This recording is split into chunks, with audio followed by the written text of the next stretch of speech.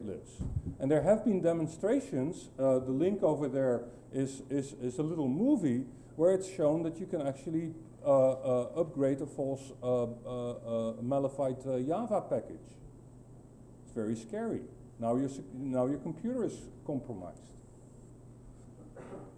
How does this attack work? Well, this is a picture of the protocol, and I won't go into that a lot, but this is a typical response. And the way that an attack works is that at the top-hand side, you see the stub resolver. This is the application asking a question to a recursive name server. So your mail server, for instance, in the previous package, asks the local recursive name server. And the attacker basically tries to inject traffic into the stream and be a little bit sooner than the bona fide ends.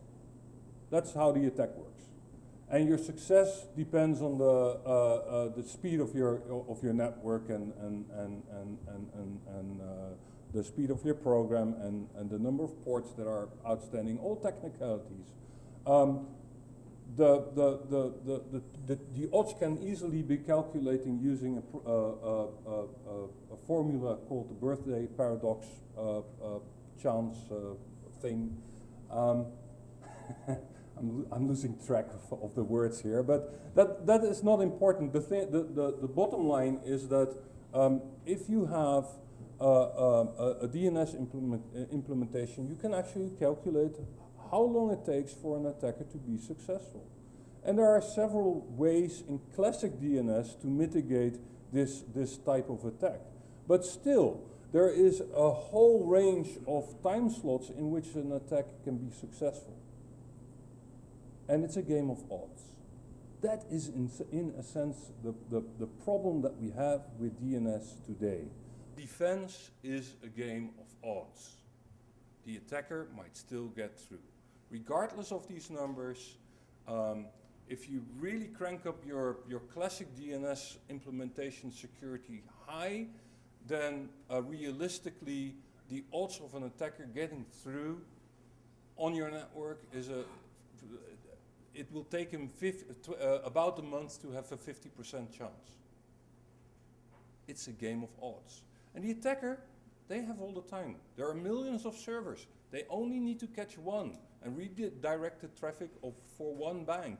And, you know, the investment pays off.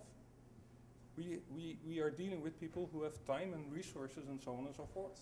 Anyway, until 2008, people thought this is not really a problem because the attack, if you look at the attack, there is a protocol parameter in the DNS that is called TUTL, and that will save you. The attacker can try only once, and then he has to go back. The cache poisoning attack, that's the technical term for this, existed already a long time. It was the sole reason to start working on DNSSEC. It was discovered in the 90s by Steve Bellevin at Bell Labs. It was published in 1995. And the first DNSSEC standard was published in 1997. But only 2 years ago, we had Dan Kaminsky, a security pop star, as we refer to him, who essentially found a new way of doing an old attack. He managed to find a way, which was blatantly obvious if you looked at it, to speed up the attack. You could just continue. And it was a very simple. In fact, once you saw it, and I think that's a sign of genius, that those are people who sit back and suddenly see something that nobody saw before. But it's very trivial. Anyway. There we are. This is the picture that comes with the Kaminsky variant, and I won't go into that.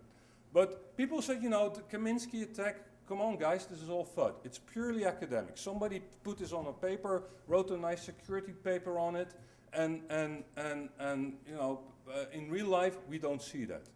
Well, there was recognition when the bug was published. The CERT had a vulnerability notice that said multiple DNS implementations vulnerable to cache poisoning.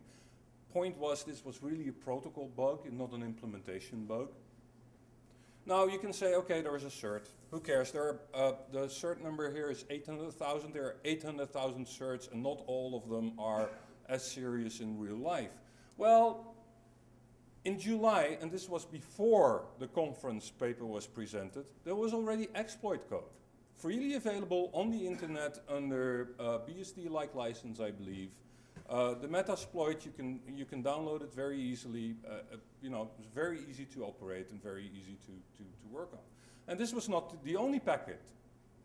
Eugen Polyakov did another exploit, a demonstration tool of this code. Now you can say, okay, there's a CERT, there's demonstration code that you can actually do this. That's in the lab. Well, if you look at darknet traffic, you saw the fingerprint of this type of attack traffic. The fingerprint is actually that if you try and you fail, you get so-called ICMP traffic. And you see here the increase in DNS traffic and the increase of ICMP traffic around July 2010, 2008, I should say. Again, before the paper was published. Successes, there were successes too. So there's attack traffic, there's exploit code, and there were actually published successes. Now, most people will not say to the press, hey, we were attacked, our customers suffered. This is something that you hardly ever know. So if people ask, like, are there attacks? It's very hard to get statistics on that. People tend to, you know, in the operations center, oh, there's a problem, let's flush the cache and continue. That's what happens. It's cost more time to actually assess what happened than and thereby figuring out that there was actually a malicious attack than that there was a bug or a fluke in the network or so. More successes. Question is, would you notice? And that's the point that I just made. Vulnerabilities. There are multiple places in the DNS, and this is a particular picture of the DNS where you have vulnerabilities. The point of DNSSEC is that you can protect those. And the metaphor that I usually use is that the message that you use for DNSSEC, you now put in a transparent envelope and you seal it, which means that you can test whether the message has been tampered with, because, you know, the envelope is still completely non-broken, the seal is okay. You can actually see where the message came from because of the imprint on the seal. It doesn't provide confidentiality because you can still read the message inside the packet. And it's slightly different than a seal of a notary, which vouches for correct information. What this vouches for is that the information that came out of the DNS is the same as it was put into.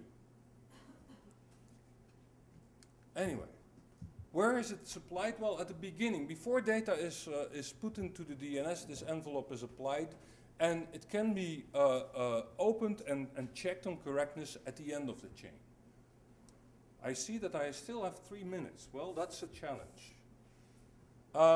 Anyway, I want to go on. Why are we here at this sweet spot? Why are we, you know, it's already been said, we've been working on DNSSEC for over 10 years. Why is it only now, this year, that things get attention? Well, that is because there has been this chicken and egg problem about the DNS hierarchy. It was not signed because everybody said, why would we sign if there's nobody validating? At the validating side, and those are the ISPs that need to implement this, they said, why would we invest in validation if nothing is signed? And at the application side, people said, you know, there's no DNSSEC infrastructure, so why should we use that in our applications to actually do innovation? Well, that has changed a bit. If you look at the DNSSEC timeline, before 1999, it was basically a very small circle of specialists that tried to secure the DNS protocol. And only in 1999, and there are some people in this room that were present, like Eva and Matt. There was a workshop in Sweden where a couple of operators came together and tried to see if a DNSSEC, which was then just published, was actually deployable. There was software, there were implementations, and now the operators came together. And we found out as a group that things didn't quite work. So we need to go back to the drawing board and redo the protocol to make it actually work in practice. That was in 2005. DNSSEC BIS was then finished. were some privacy concerns. Those were fixed in 2008 with NSEC 3. The protocol didn't really change and the implementations were built. And also around that time, Kaminsky caused the media attention. That was the good thing that Kaminsky caused. People started paying attention. Fortunately, all the pieces were in place. Everything was in place. The protocol was there. Good software had been written. There were initiatives to actually make the tools available and develop the tools. To make a start of developing the tools with maintenance was handy. And if you look now, then there is software, there's consultancy, there's tools, there are several top-level domains. I painted Chile, that's Chile, isn't it? Puerto Rico. Bulgaria and Sweden, who deploy DNSSEC. .org has deployed DNSSEC. Now there are a multitude of top-level domains that are moving towards deploying DNSSEC. Root will be signed, root key ceremony has happened in June. The root will be signed in production next month, in 2 weeks from now actually, about, if everything goes right. So we're at a point where actually that infrastructure is there. And the first ISPs in Sweden, they've been doing this for 3 years now. The first ISPs are also seriously looking at turning on DNSSEC, which means that which means that I think we are now at the point beyond early deployment. We're at the onsite of real operational practice.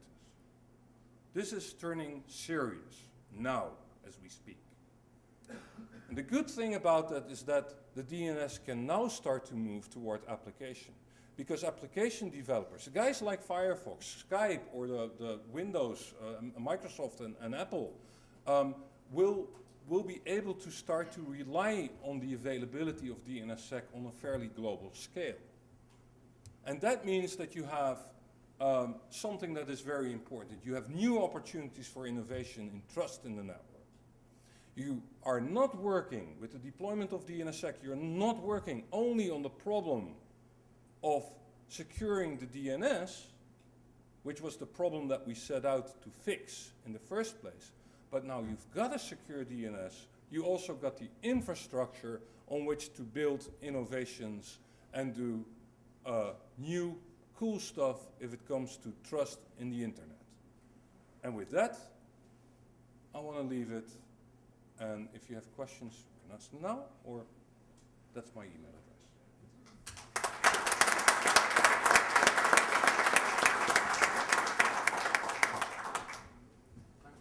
Thanks, Olaf. And now we have Rasmandi, Giovanni Merzot, and Olafur Gudmundsson that will show us a real hijack demo of DNS. And Andrea Pellino from Poste Italiane, sorry.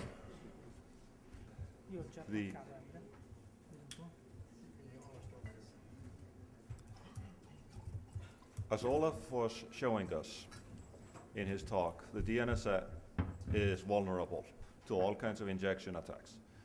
DNSSEC, by making the DNS data integrity much higher than it is today, allows us to start using DNS in a very different ways. We are going to demonstrate how easy it is here to take over in a totally transparent manner what you, as a users in this room, can see on your laptops if they were on. We also are going to try to demonstrate to you that some different things can be done to make the experience of the users on the network better by improving the applications that are using the network. DNS, as Olaf said, is a phone book, but it is a phone book that allows a translation from a terms that us humans like to work with. We like names. We like simple strings. Computers work on binary data. We get the addresses of the things we are going to. And if somebody plays with that translation, bad things can happen. DNS is one of the core protocols of the internet. It is very difficult, bad if DNS doesn't work. What's even worse is if you can't get to DNS at all. Nothing works. The other protocols that are of same criticality are the routing protocols. There's also work going on securing the routing protocols, but if you don't have but the routing protocols have no idea where you want to go. They only are told where you are going. So if you don't know where you're going, or if you're told to go to Ukraine when you really wanted to go to Rome, you get redirected, you don't know, and so everything like that fails. DNSSEC is the beginning. DNSSEC was designed and will protect the content of the DNS. And by protecting the content of the DNS, we can start placing more valuable information in DNS. And that is where the innovation is going to come from in the future. But first, we have to get people to agree to that DNS is trustworthy. And that is what we're going to do in this demo. Russ, I'll hand over to you now. Thank you, Alfred. So DNSSEC, in this, what we're going to show in this demonstration is how both a website can be arranged and built such that it takes advantage of being able to make good use of DNSSEC. We're going to show you a web browser that is that is Firefox, that has been extended, that is fully DNSSEC aware. And we're going to show you another internet, I think it's, are you using IE, Andrea? Yes. Internet Explorer, which is not DNSSEC aware, and show you what can happen in the midst of the hijack. So the specifics that are going to happen, as Olaf mentioned earlier, the DNS activities have to occur for applications to work and get to where they need to go. And so the way that any application usage normally begins is with a DNS query, and it goes, in this case, the recursive resolver, and this is a simple example. And so several names come back and forth, and eventually the user gets the answer that he asked for, but the user is not aware of this. All the user is aware of is he's looking at his web browser. After these DNS things happen, then his web browser can actually make the connection to the place that he wanted to go to. That's the way that DNS and applications work together. And when you throw a hijack activity in the midst, all of this functionally works in the protocol sense the same way, but we are going to show how a DNS attack can manipulate this to end up at a different place in the web. So, Joe? Sure. So I'll be playing the role of the attacker, the hijacker in this demo. And the attack really is very simple. It's based on tools that are easily downloadable from the web. I downloaded them just a few days ago. It's a much simpler attack than the Kaminsky attack. It's just a basic injection attack. So a false reply will be inserted by the attacker that's close to the user. And you can see on the slide, the normal DNS request goes out. The attacker is nearby, he hears it, he supplies a false reply with the contents of an IP where he would like the user to go, and he goes there. And it just happens, and now he's been captured and bad things happen. It's also interesting to note that the normal DNS operation continues. The good reply goes, the good request goes out, and the good reply comes back, but it's too late. The user now believes the bad one. Andrea?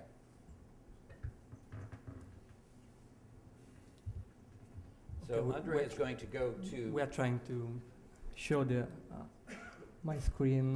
That's your screen. I think that we have already some problem.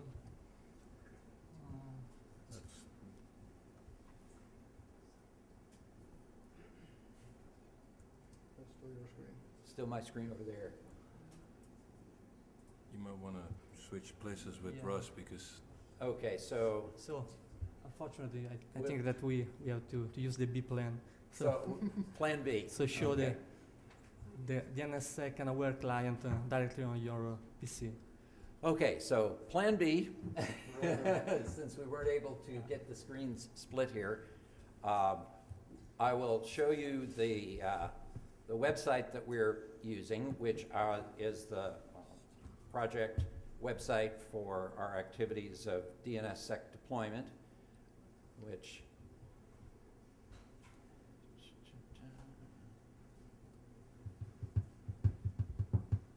and this is the Safari browser, which is not DNSSEC aware. And in this instance, what you actually are seeing is the actual site visited by a non-DNSSEC aware browser. And you'll notice beside the DNSSEC key, a little sign at the top that says DNSSEC is off.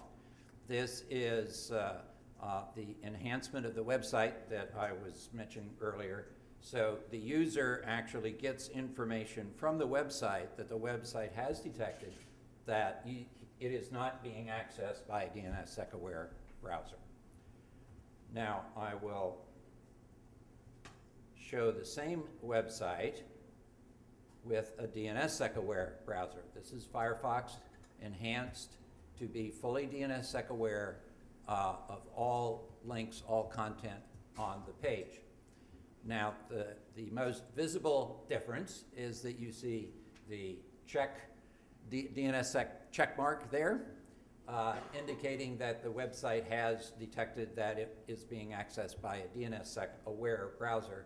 But you'll also notice down in the lower right-hand corner an indication that you had successful links that if you want to see what they were, you can click on it and it'll show you. But this, in the lower right-hand corner on this particular implementation, tells you that you have successfully validated all the DNS names on this particular page. So at this point, I will exit this and Flush your dash and back to you. Okay, so I'll begin the attack, and I should note also that this is something that can be done. It's over the Wi-Fi right here, so other people in the room potentially, if they're on the Wi-Fi hotspot, can see it happening and perhaps encounter the effects of it. So people have been warned. But this is the kind of attack that can happen at a coffee shop, at the airport, at the hotel. It's very easy to do. So.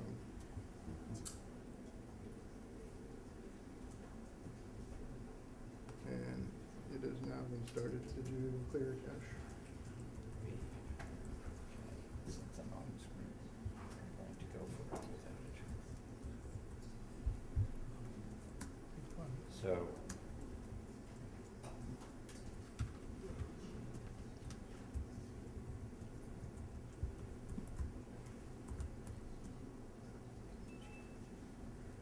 I have not seen your traffic.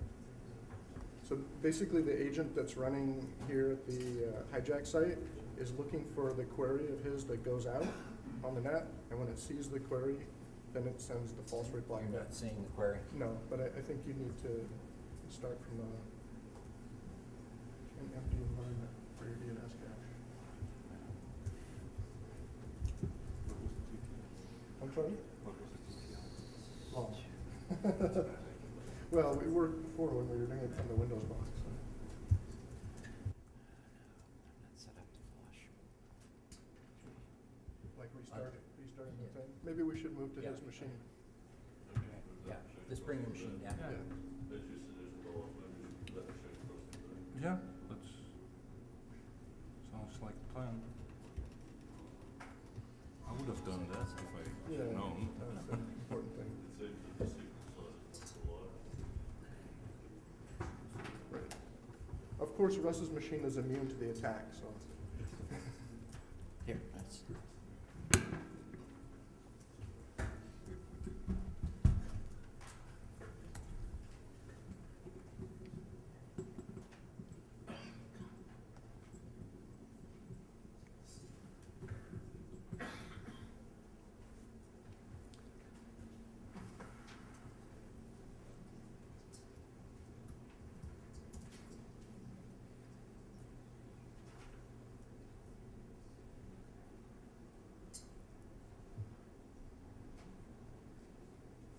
Just wait.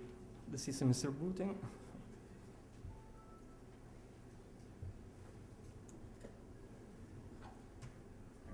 Okay.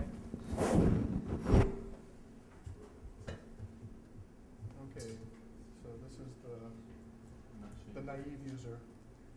We're not seeing the screen. Oh, it's not projecting yet? There you go, that's better.